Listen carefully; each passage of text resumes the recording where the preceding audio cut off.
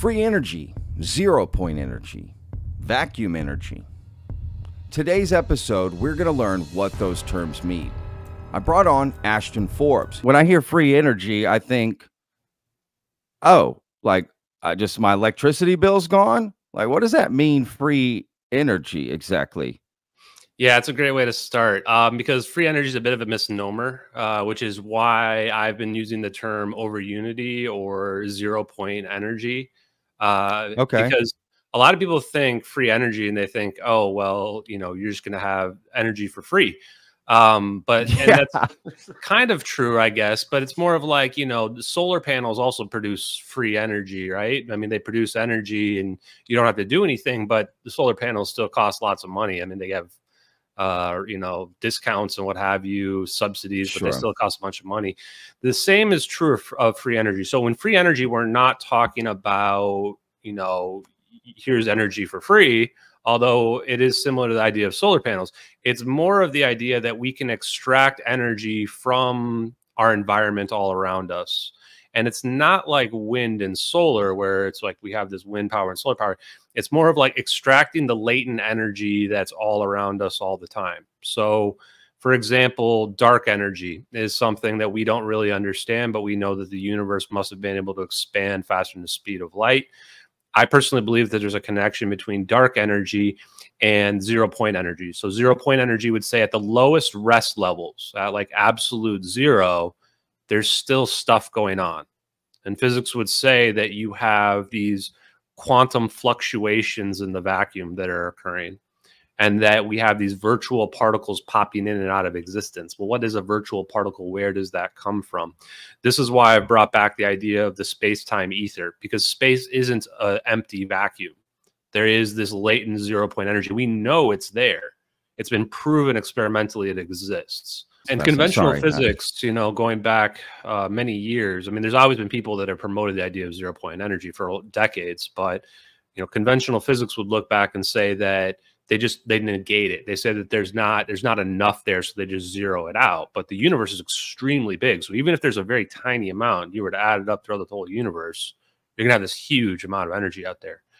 Now, the experiment that proves it is the Casimir effect. Casimir effect is a major player that people should remember, because if you take two plates, I believe the semiconductive plates, put them close together to one another, very close together, there's this attractive force that causes them to suck together, which would be a negative energy density that occurs. And then the question is, well, where is that energy for that force coming from? And it's coming from the 0 point fluctuations. The explanation is that the wavelengths that are too small to fit between the plates when they're very close together is what's the fact that the wavelengths are larger than the distance between them means they can't fit between. And so then you have this differential of the pressure on the outside versus on what's on the inside. So you can imagine just conceptually, like if you could tap into that, if you could create something that could utilize that, then you could theoretically get energy from nowhere, from all around us. So that's the overall idea. Wow. If you suspend two uncharged metal plates in a perfect vacuum, you'd expect both plates to stay completely still. In reality, though, the plates would slightly move towards each other. This is the Casimir effect. See, behind the classical view of this example, there's the quantum view. Here, the quantum fields of different fundamental particles are constantly interacting with each other. Although this interplay of fields is complicated to fully understand, the resulting effect is that there are infinitesimally small reactions occurring on the subatomic scale. We call these reactions virtual particles. These particle-like entities pop in and out of existence, barely ever being a part of our reality. However, as they interact with each other, they produce extremely small forces. When taking into account that there's almost an infinite amount of these virtual particles, their combined force becomes quite substantial. And since there's more space on either side of the metal plates than in between them, the virtual particles exert a net force that pushes the plates towards each other. So even in a vacuum, the universe announces itself through the Casimir effect. When did this, or, historically, it may be hard to determine, but historically, like how long have people been taught? You said decades. Like when did someone first think of this idea? Do we know? I think if you watched the best video I watched recently, I think you watched it as well, was the Y-Files episode on free energy. Great episode. Yeah. So awesome, dude. in that episode, Floyd Sweet had a little, like in the middle of it, you have Thomas Bearden is actually narrating it. Thomas Bearden, you know, I dug into him from the MH370 videos and found out that this guy has been talking about scalar physics and free energy for, you know, 40 years ago. And he passed away a couple of years ago as well. But he was out there with Floyd Sweet looking at this device that was running 5 100-watt bulbs and a fan. And it was just this little box that he had over there.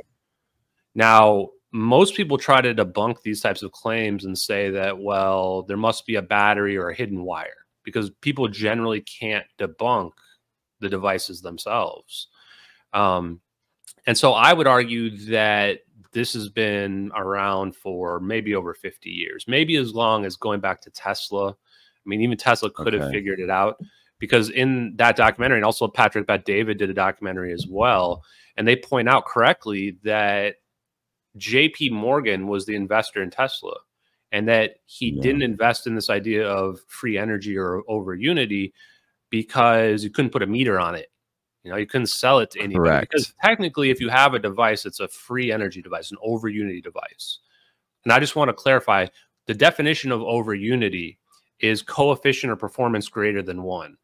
What that means is that you're putting some energy in, but you're getting more energy out than what you're putting into your device. Got it. And that's possible because there's a third input, or the second input, an input from the energy all around us, from the ether, if you want to think of it, from the 0-point energy field, etc. And then the interesting part about that is it means that your device doesn't have to be 100% efficient, because you have this input coming in and you have this input, and these two add up to one another. And even if it's 90% efficient, as long as these 2 times 90% is greater than 1, you're getting over unity, you're getting coefficient of performance greater than 1. So I don't know exactly what kind of device Floyd Sweet used, but if you look back, there's been all kinds of different devices that have claimed to be able to produce over unity. And I think there's multiple ways to pull this off. I think that you might be able to abuse the Casimir effect, which would be something that's probably like a device that doesn't have any moving parts. So the Holcomb generator is one example that Dr. Greer has promoted. I checked out their website. It doesn't have like a ton of, you know, specifications, but it does talk about there not being any moving parts within it. So you can imagine Dr. Greer did a great documentary too, The Lost Century. Oh, yeah, I did watch that recently too. So the biggest, and just full disclosure, I started a company, EtherTech, which is technically an energy consulting company, but we are selling over unity devices that are magnetic motors. That's about as much detail as I can go into. I did post a video of a magnetic motor that is, call it like a similar version to the version that we're selling that's out there. But so you're going to be selling a free energy device? Technically, I'm not going to call it free energy because it throws a lot of people off on that front. Oh, okay. Yeah, and the people that I'm working with have already sold many of these behind the scenes, and like they're only doing this because like they've seen the attention that I've got from promoting the science that's out there. And then for B, it's like they want to help get this information out there as well. And get the devices out there to people so that people can realize that it's possible. And the benefit of this device is that it's probably not as expensive as like a Holcomb generator is, but I think it's probably still more expensive than like solar panels are. So I think that it's not going to be for everybody right away, but like my true hope is that if we can begin to commercialize it, then we can improve the design, get the cost down. So you can hook it up to your circuit breaker. Or you can also you can set it up to have like build in a plug into it, so there's like an outlet like AC energy, and then you can just plug right in. Now, of course, the limitation there would be how much energy it's producing, right? You can't, if you put too much load on it, then you're not gonna be able to power everything that you have. So the neat thing is it can be scaled up or down. So right now, the reason why we've just started our alpha rollout stage, and we're only looking for a few people initially to get involved in it. We're not trying to be famous, and we're not trying to be like billionaires off this. We're just trying to get the devices and the information out there to people. Because would this be the first time this has ever happened? No, I think this has probably happened before. And I've been told as well, just through other sources that I have, that You know, I already just mentioned the people that I work with have already sold like 30 of these devices behind the scenes. They're not the only ones who are doing this either. Other people are selling them behind the scenes as well. And it's probably, I don't know this for a fact, but it's probably like those other private military contractor engineers that the people that know that it's possible, that are smart. And I think that everybody probably has their own designs.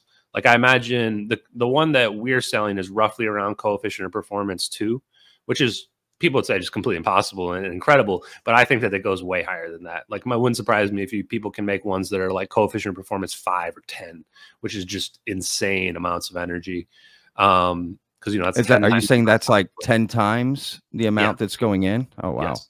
Oh yeah. So what I would say is, like, I think that for people that want to figure out how to do it themselves, what I would say to kind of give people a hint, or at least, and this is just my opinion, not anything related to the NDA, is that I wouldn't try to make a device that has no power input at all. A lot of people, when they think of free energy and over Unity, they think, well, I want something that has no power input. And that's when they try to get with the magnets and they try to make it so that the wheel spins. I see what you mean. Okay, I get Having it. power input's fine, as long as you just get something to jumpstart it. Yeah. Okay. Because the thing is too, is like, let's say, I'm just going to make up some numbers here. Sure. Let's say it takes 100 watts of power in, but it produces 200 watts of power out. Coefficient of performance 2.0. Then you take 100 of the watts that are going out and you feed it back in to the input.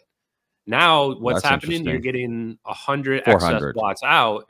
Well, no, it's not going to duplicate like that. But basically what it's doing is it's using the 200 out and it's powering itself, right? Because it only takes power. I see. Okay. That's how I would have people think about over Unity. And that's also how like cold fusion works as well. Is they say, well, cold fusion takes some power to get the fusion started, but then it's producing more out than it's getting in as well. That's how I would try to approach any free energy device at all, is that I wouldn't try to make it just like zero input and then output coming out. That's where I think a lot of people get stuck, is try to make it where you have some input coming in, but you're getting more out than that. And then, so it's perpetual. It just recycles on itself and keeps going. Exactly. And so then people would ask, well, how do you turn it off? And it's actually really simple to turn it off. Is that, so you have that feed and it's going with back a hammer, sledgehammer, y'all. You just fucking no, you just you cut off the output that's going back into the input. If you put a switch in there, then it's going to slow down. If it's a motor, it's going to stop. And so you just have a switch like that, and then it'll slow down, and then it'll stop. And then if you need to start it back up again, you either just plug it back in again, or the magnetic motor situations usually do have a battery, but it's not a battery that is like, you're not cheating the system. It's that you want to have the energy that you're creating get stored somewhere. And I imagine in the future, like over Unity devices in general, as they get better and better, they'll always be paired with something like the Tesla wall battery, and other people have similar products, because you're not always using the exact amount of energy that it's producing. And in fact, there might be times where like you're sleeping and you're producing, like you're using like no energy, and you just want the thing to be charging up the battery, right? And then in times of need, you can use the excess energy that you need. So a lot of these devices do end up having like a battery associated to them, but it's not the battery that they're it's not like it's cheating the battery that's running off of. We're so confident that there's so little maintenance that we're willing to give like a warranty on it. The amount of years is yet to be determined. It's probably, especially in the alpha stage, it'll be like person to person, like, you know, 5-10 years, something like that. I don't know. Sure. I think we're more concerned with people tampering with the devices and then breaking it and claiming that they did something to it. But some people ask, well, would the magnets lose their magnetic force?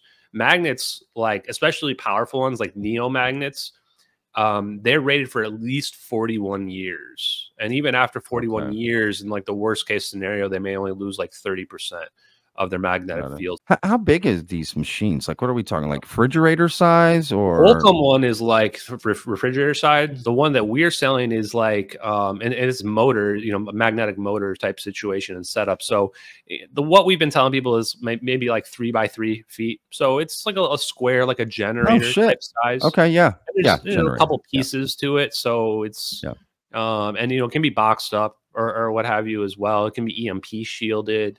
But generally I would recommend people have stored inside, out of the elements, like, you know, in their basement or in a closet somewhere where it's not going to be in the way. It makes a little bit of noise, but it's pretty damn quiet. I mean, just because imagine spinning wheels. So yeah, not too large in general. But I imagine too that they could be miniaturized. One business idea I have for it is if we could get very small magnets that are very powerful. Potentially you can make like some kind of portable charger that's like just a free energy charger. Because I saw people that had these when I was at the Cosmic Summit, but it's like solar. So you can like charge this battery from like a solar panel, and then you can like, you know, plug your USB to plug your phone into it. Imagine having a little device like that, but that's just extracting energy from the environment all the time. So you just have a portable charger everywhere you go, like that. That's always charging. Idea. Yeah, that's pretty cool. That's pretty cool, right? Yeah, that's very cool. I don't know if we can get it like, because even if it was only producing a little bit of excess energy, as long as there's like a little battery connected to it that it's charging up all the time, like that could be awesome. So, dude, and then if you can get it, maybe that can be cheap enough where like that's just like a different type of product as opposed to one that's just powering, you know, your whole house. Well, yeah.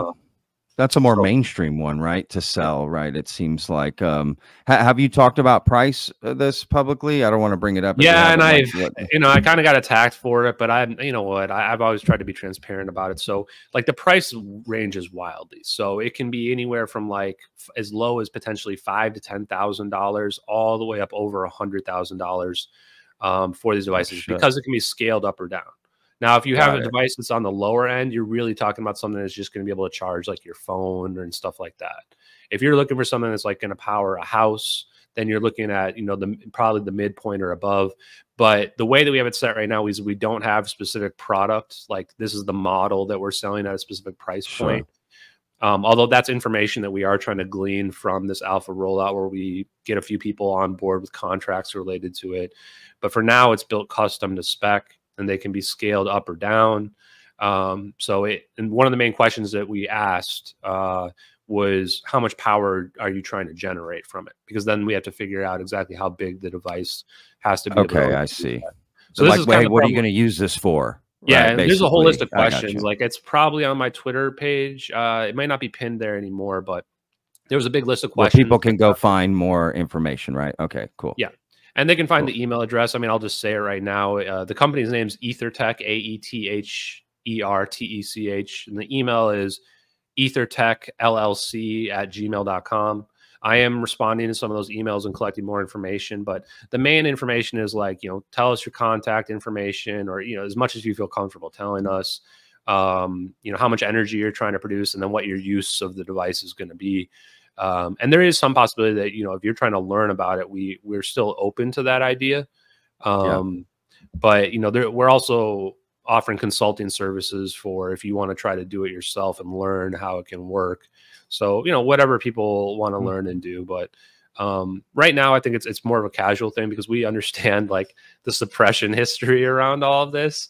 And of course, you know, this could get taken away at any moment, you know, in terms of like somebody stepping in or, you know, sending some kind of thing that says, hey, we need you to stop doing this from the government or something like that. So we're just being very tentative at the moment and just trying to make sure that, you know, we can actually get these devices out there to people in general. So and then, you know, we'll see what happens. And I honestly approve of like anybody selling their own devices and trying to turn this into an industry. That's what, in a perfect world, I'd like there to be competition, industry, of course, and you know, may the best person win who can figure it out, and have it be the most efficient and cheapest, because then we can, you know, help fix this world up a little bit.